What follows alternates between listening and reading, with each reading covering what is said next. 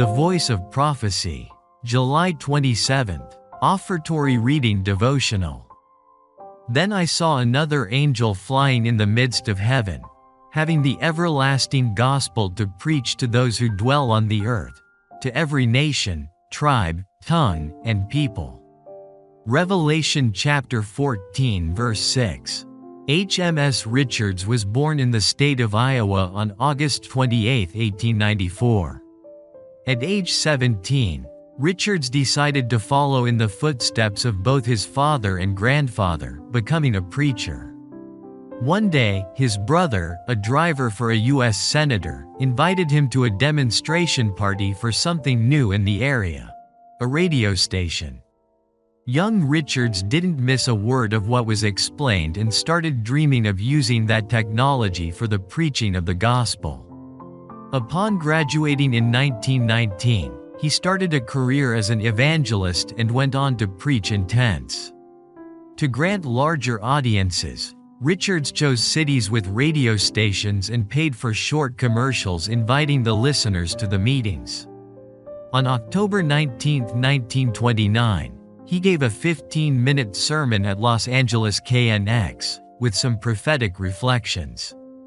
In 1937, Don Lee, owner of a broadcasting net, agreed to broadcast the new evangelistic program on his radio stations.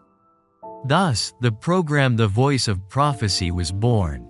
As the broadcasts reached more and more homes, a parallel system of Bible studies was developed for listeners. As letters arrived, Richards needed space to organize all the mail.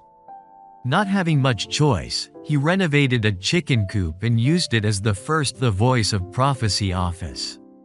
Richards' initiative has spread around the globe. Today, the church has more than 160 media centers and an immense legacy of converted people. Through the power of the Holy Spirit, this work has grown, making it possible for the gospel to be carried to all the world.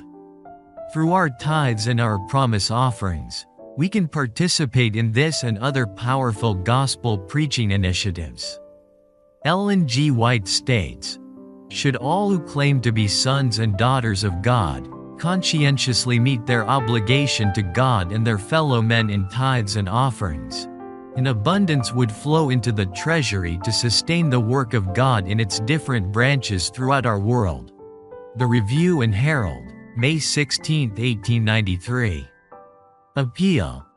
Make a covenant with God to regularly give a specific proportion or percentage of your earnings so that you can have a part in God's work around the world. God's love. Thank you for changing lives with your global mission offerings. The 2018 mission offering was sent to Trinidad and helped this center of influence.